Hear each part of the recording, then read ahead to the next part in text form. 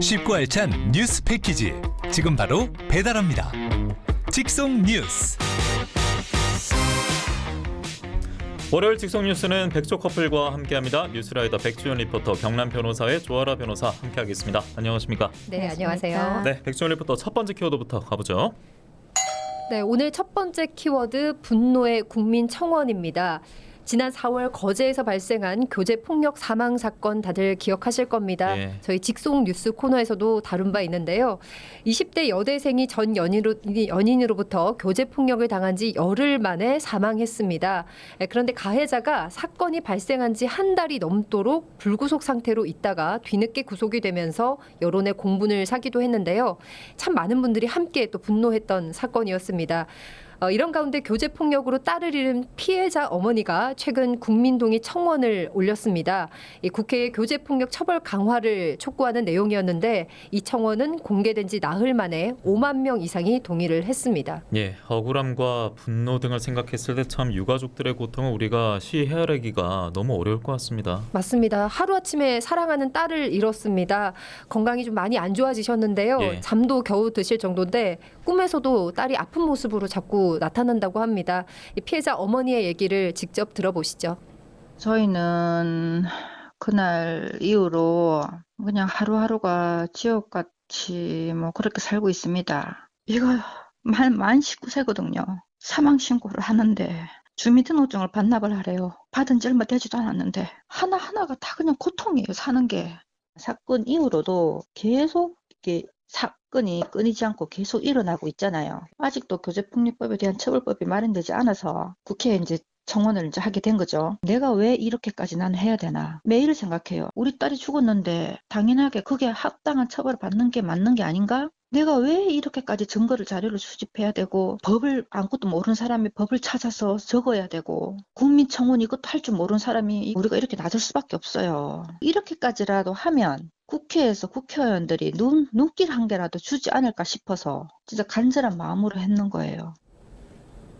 네, 참 얼마나 답답한지 인터뷰 통해서 느낄 수가 있었습니다. 꽃다운 나이에 딸을 잃게 됐는데 사실관계가 명확한데 국민 동의 청원까지 지금 어머님이 올리고 그렇죠. 있었던 네. 실정이었죠.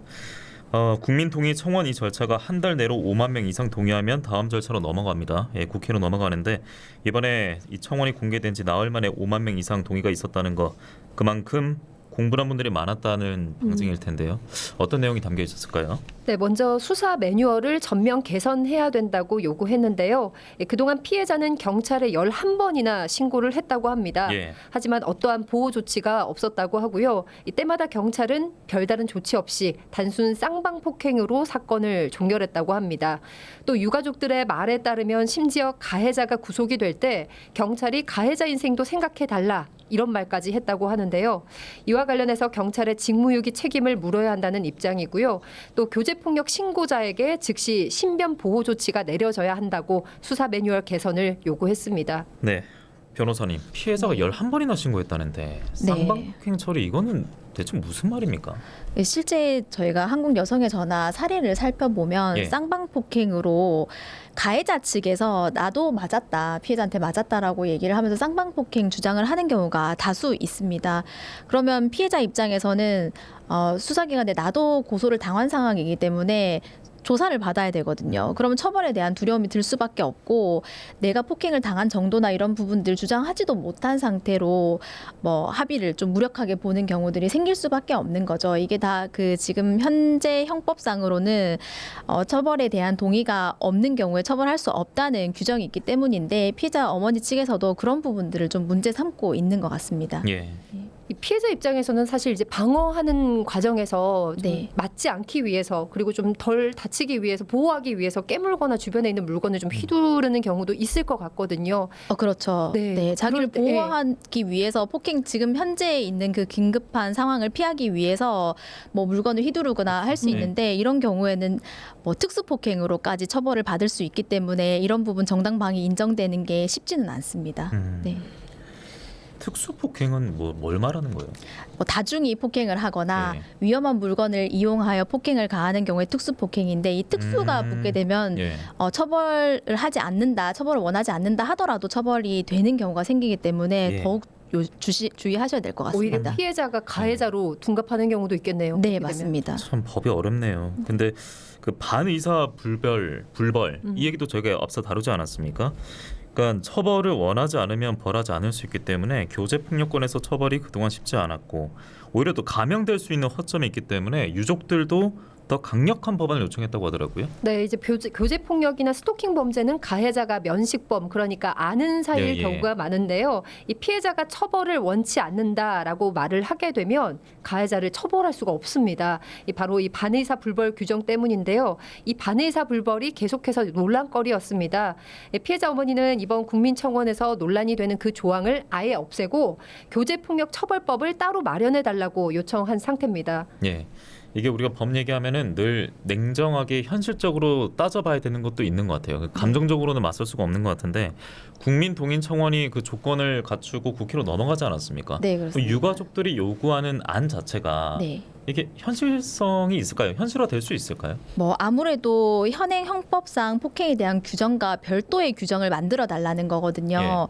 그런데 지금 그 면식범일 경우 혹은 교제하는 관계일 경우에는 달리 봐달라고 하는 건데 그럼 교제하는 관계라고 한다고 하면 그런 부분들에 대해서도 사실관계 다툼이 생길 수도 있는 거고 현행 규정과 별도의 규정을 만드는 부분이기 때문에 현실적으로 실현이 된다 하더라도 시간도 오래 걸리고 논란의 여지도 있을 것으로 보이기는 합니다. 예, 아 유가족들에게 참 1분 1초가 얼마나 길 텐데. 맞아요. 그렇죠. 네. 그런데요, 여기서 또 시간이 등장하는데 가해자가 구속된 지 한 달여 만에 지난 20일에 첫 공판이 열렸거든요. 네. 그런데 재판이 5분 만에 끝났다고. 예. 당시에 이제 방청객에서 피해자 어머니도 함께 지켜보고 있었는데요. 이 피고 측이 의료기관 자료에 대한 증거 목록 등의 여부를 좀 더 검토할 시간이 필요하다라고 입장을 밝히면서 재판이 5분 만에 종료가 됐다고 합니다. 그러니까 병원 기록이 방대하다, 검토 시간이 필요하다는 거죠. 예. 이 유족들은 시간 끌기 의도가 보인다며 강하게 반발하고 있는데요. 피해자 어머니의 이야기를 계속해서 좀 들어보시죠. 병원 기록이 너무 방대해서 제대로 검토를 못했다. 이렇게 끝이 났어요. 진짜 너무 어이없는 공판이었어요. 집에 왔는데 우리 쪽 변호사가 전화가 온 거예요. 상대편에서 합의하자 한다. 장례식장 있을 때 조문 한 번 안 오고 문자 한 통 없고 사과 한마디 없고 합의할 의사 있냐. 최소한 사람이 한마디 죄송하다는 말 한마디도 있어야지 되지 않지 않나요? 상해치사죄가 아닌 살인죄에 준하는 그런 형량을 받기를 바라요. 교제폭력으로 인한 형량이 이만큼이 떨어질 수 있다. 이런 선례를 남기고 싶어요. 그래 사회에 경각심을 주고 싶어요. 네, 참 달라질 건 없습니다만 피해자 어머니에게 가해자 측에서 사과조차 안 했군요. 네. 그리고 피고인이 지금 상해치사죄, 그러니까 사람 신체를 상해하여 사망에 이르게 한 범죄 적용을 받고 있는데 유족들은 이제 살인죄에 준하는 형량을 바라고 있습니다. 첫 공판이 5분 만에 마무리가 됐고 그러니까 따님을 그렇게 했는데 뭘 따져보고 뭘 검토할 게 있는지 시간을 지연한 듯한 자세를 만약에 보인다? 이게 정상적인 그 상황 인식이 불가할 것 같습니다. 제 유가족 입장이라면. 네. 그러니까 법조인 입장에서는 지금 이 상황 좀 어떻게 보십니까? 뭐 공판 시간 자체는 길지 않을 수는 있어요. 예. 근데 첫 공판 기일에 어떤 일을 하게 되냐면 검사가 공소 사실에 대해서 진술을 하면 피고인 입장에서는 그 공소 사실에 대해서 인정하는지 아니면 이 공소 사실이 아니다. 나는 무죄다라는 것들에 대한 입장을 밝히게 됩니다. 근데 이 사건의 경우 피고인이 첫 공판 기일에 그 입장을 안 밝힌 거거든요. 뭐 이유야 여러 가지가 있겠습니다만은 지금 너무 이슈가 되고 있다 보니까 그 입장을 밝히는 게 좀 부담스러웠을 수도 있는 거고요. 이건 추측이긴 합니다. 그리고 한 가지 더는 지금 의료 기록이 방대하다 이런 얘기를 했다 하거든요. 그러면 결국 사망에 대한 내용 중에서 내 폭행으로 내 상해로 인해서 사망한 게 아니다라는 내용을 좀 다투려고 의료 기록에 대한 이야기를 한 게 아닌가 싶기도 합니다. 피고인 입장에서는 주경을 피하기가 어렵고 그리고 어차피 구속된 상황이기 때문에 재판을 서두를 이유는 제가 봤을 땐 특별히 없어요. 근데 유족들 입장에서는 빨리 이 사건이 해결되고 피고인이 적절한 형을 선고받는 것이 필요한데 이런 식으로 의견을 밝히지 않는다는 방식으로 속행을 구하거나 재판이 지연된다고 하면 그 고통이 더 늘어날 것은 좀 자명해 보입니다. 네, 교제폭력 언제쯤 없어질까요? 국회의원들은 본인들의 일이 아니니까 무관심한 듯합니다. 공권력도 너무 안일하게 대처하네요. 이렇게 오늘 청취자분들의 법 감정도 제가 실시간 댓글 반응이 있길래 읽어드렸습니다. 백지원 리포터 다음 소식 가겠습니다. 네, 다음 키워드 국민 영웅의 눈물입니다. 저도 기자회견 보면서 굉장히 가슴이 아팠는데요. 맞아요. 예. 전 골프 선수이자 국가대표 감독 골프 여제 박세리 선수가 지난주 기자회견에서 아버지 박준철 씨의 채무 문제를 언급하며 눈물을 보였는데요. 지난해 박준철 씨가 박세리 희망재단의 도장과 문서를 위조 사용한 혐의와 관련해 경찰 수사가 진행이 되고 있고요. 정확한 액수가 공개되진 않았지만 업계에서는 지난 10년 동안 이 박세리 선수가 대신 갚아준 빚이 무려 100억 원 이상일 것이라는 추정이 나오고 있습니다. 예. 박세리 선수 하면은 예전에 그 상록수 배경음악으로 네. 깔리면서 그 영상으로 맞아요. 국민들이 힘들 때 정말 많은 응원을 받았었는데 그렇죠. 그런 당사자가 또 화면에서 저렇게 눈물을 나타나다 보이고. 보니까 네. 예, 저희도 좀 힘이 많이 빠지더라고요. 일단 박세리 희망재단 이사장의 부친이 현재 사문서 위조 혐의를 받고 있고 최근 언론 인터뷰에서 아버지니까 나서서 할 수 있는 일이라 생각했다 이런 식으로 지금 밝혔다고 하는데 법률적으로 아버지니까 행사한 권리다. 이거 받아들여지기는 힘들 것 같은데요. 네, 좀 충격적이었습니다. 그 네. 얘기가 아버지이기 때문에 더욱 뭐 자식에게 피해를 주고 싶지 않은 게 부모의 마음이지 그러니까요. 않겠습니까? 말이 안 되는 소리 같아요. 그래서 뭐 네. 아버지의 권리다 이런 것들은 말이 아예 안 되는 것 같고요. 피해자가 박세리 씨도 아닙니다. 박세리 씨 재단의 인감이나 문서를 위조를 한 거기 때문에 당연히 뭐 아버지와 뭐 딸 사이다 이런 얘기에 대해서는 무관하게 불법행위 이미 명백할 것 같습니다. 예, 재단 측이 고소를 하고 이 네. 박세리 선수의 부친을 고소하고 이제 박세리 이사장도 이제는 뭐 도저히 안 되겠다 이런 상황 속에서 기자회견을 열었던 건데 그간 부친의 채무를 대신 꽤 큰 금액을 갚아줬다고 알려져 있고요. 그런데 여기서 하나 나오는 게 있습니다. 변제한 박세리 이사장이 변제한 과정 때문에 증여세 폭탄을 맞을 수 있다 이런 해석이 나오고 있거든요. 그래서 네. 가족 채무가 있어서 같은 가족이 만약에 더 능력이 되고 변제할 능력이 있으면 갚아줄 수는 있잖아요. 네, 그렇죠. 그런데 증여세 대상에 지금 포함이 된다는 얘기지 않습니까? 원칙적으로 당연히 포함이 되는데 네. 채무를 갚아주는 것은 돈을 준 것과 크게 달리 볼 게 아니거든요. 네. 빚을 갚아주는 거기 때문에 뭐 차를 사준다든지 뭐 집을 사주는 것과 같은 것도 증여세 과세 대상이 당연히 됩니다. 그래서 가족 간이라 하더라도 증여한 것에 대해서는 증여세가 부과되기 때문에 이 사건에서 이렇게 채무를 대신 변제해 준 것 당연히 증여세 부과 대상이 되고 증여세를 납부해야 될 의무는 아버지에게 있다고 보시면 될 것 같습니다. 그러니까 어찌 보면 그 받은 입장에서 네, 그 그렇죠. 세를 내야 되는 거군요. 네, 네. 박세리 선수에게 폭탄이 터지는 게 아니라 네. 가족 채무 관련해서 뭐 연예계도 그렇고요, 뭐 이번에 스포츠계도 그렇고 네. 이런 일들이 이런 분야에서 좀 유독 많이 나오는 것 같지 않습니까? 그렇죠. 아무래도 이제 연예인들과 스포츠 선수 같은 경우는 이미지가 굉장히 중요합니다. 그렇다 보니까 이런 점에서 또 쉬쉬하게 되고요. 가족 갈등이 생길 수밖에 없습니다. 또 워낙 또 일정이 바쁘다 보니까 금전 관리를 본인이 하지 않고 이 가족이 대신해서 하는 경우가 생기는데요. 이런 때 이제 뒤늦게 문제가 또 발생하는 경우가 있고요. 또 우리 사회가 이제 개인의 성공은 가족의 성공이다라고 보는 좀 사회적인 관점이 또 있고 또 스타가 된 자녀에게 뭔가 바라는 이 보상 심리 이런 것들도 있다 보니까 종종 가족 채무 관계에 채무 문제에 예. 얽히는 경우가 있습니다. 그러니까 셀럽들이나 공인들, 스타들만 이런 일에 맞닥뜨리는 건 아닙니다. 우리 일반인들도 해당이 될 수 있는데 그렇죠. 인플루언서도 요즘에 미성년자 인플루언서들도 예. 있고요. 예. 그렇습니까? 그러면 이런 상황에 우리가 많이 놓입니다. 네. 어떻게 대처하라고 말씀해 주시겠어요? 뭐 우선 가족 빚이라 하더라도 나한테 변제할 의무가 생기는 건 아니거든요. 그 채무가 발생되게 된 명의자가 자신의 한도 내에서 책임을 져야 되는 거지 예. 가족의 채무라고 해서 내가 변제할 의무가 생기는 것은 아니고요. 근데 가장 많이들 물어보시는 것은 배우자의 채무가 내가 기존에 몰랐는데 이렇게 많은 채무가 있다더라. 예.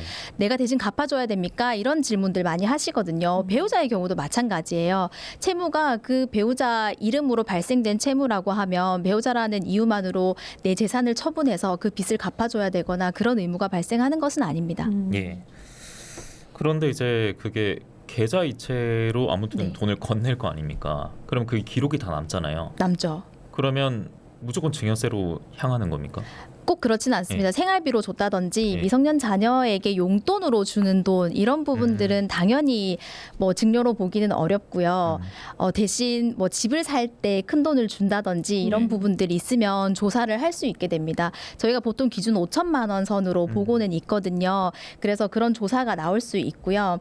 그런데 빌려주는 돈이다라고 얘기를 하게 된다고 하면 이게 증여가 아니라 빌려주는 있다라는 점도 입증을 할 의무가 우리에게 있거든요. 예. 그러면 어떻게 하는 것이 가장 좋은지를 살펴보면 반드시 차용증을 쓰라는 얘기를 많이 들어보셨을 겁니다. 내가 얼마를 네. 언제 어떤 빌려줬다. 이유로 빌려줬다 이걸 그렇죠. 쓰라는 거예요. 네, 이걸 문서로 남겨놔야 되는데 이후에 부랴부랴 쓰는 경우들도 있어요. 네. 근데 돈을 빌리는 시점에 써놓는 게 가장 좋고요. 그럼 언제 썼는지 뭐 무슨 내용이 들어가야 됐는지에 대해서 조금 말씀드리면 일단 언제까지 갚겠다. 그리고 이 돈에 대한 이자는 얼마다. 이런 부분 구체화돼 있으면 더 신뢰성이 높아지겠죠. 그리고 인감을 첨부하게 되거든요. 원칙적으로. 반드시 내가 썼다는 이 차용증 뒤에 각자의 인감을 붙이게 됩니다. 예. 그럼 인감은 저희가 발행하는 그 날짜가 나오지 않습니까? 그래서 돈을 빌려주는 시점에 계좌 이체가 발생된 시점에 이 차용증이 작성되었다. 이런 부분들 확인되면 나중에 증여세가 부과되더라도 빌린 돈이다라는 입증을 하기가 좀 쉬울 것입니다. 여기서 그 저희 제작진이 이게 궁금했나 봐요. 네. 왜 드라마는 매번 가족빚 갚느라 주인공이 더 고생을 하는지 이렇게 그런 주인공들이 네. 많죠. 네. 여주인공이 네. 많죠. 네. 네, 근데 뭐 남의 빚 갚다가 힘들어진 얘기는 좀 인과관계가 예. 만들기 어려워서 그렇지 않겠습니까? 네. 자 그리고 지금 시간이 1분이 남았는데 짧게 네. 그것도 여쭤보겠습니다. 그러니까 미성년자에게 네. 이 부모의 빚이 넘어오는 경우도 있잖아요. 네, 있습니다. 네. 미성년자 어릴 때 부모님 앞으로 빚 많이 과다하게 발생됐을 때 미성년자가 아무런 잘못도 없이 빚을 그러니까요. 떠안아야 되지 않습니까? 이거 각 뭐 자치 그 지역에서 다 마련을 하고 있는데 창원시도 뭐 아동 청소년 부모 빚 대물림 방지법 조례를 만들고 있습니다. 그래서 한정 승인 상속 포기할 수 있도록 법률적인 조력을 하고 있기 때문에 그런 부분들도 미성년자 도움 받으실 수 있다는 거 알고 계시면 좋을 것 같습니다. 그러니까 성인들도 이런 얘기 들으면 해당이 안 되면 사실 네. 머리가 아프거든요. 무슨 아, 말씀하는지 네, 잘 그렇죠. 이해가 안 될 수 있기 때문에 네, 미성년자는 오죽하겠습니다. 맞아요. 맞습니다. 예, 잘 모르니까 앞으로 이 친구들의 미래를 위해서라도 계속해서 좀 많은 관심과 도움이 필요해 보입니다. 월요일 직송 뉴스 백주현 리포터 조아라 변호사와 오늘 함께했습니다. 고맙습니다. 네, 고맙습니다. 감사합니다.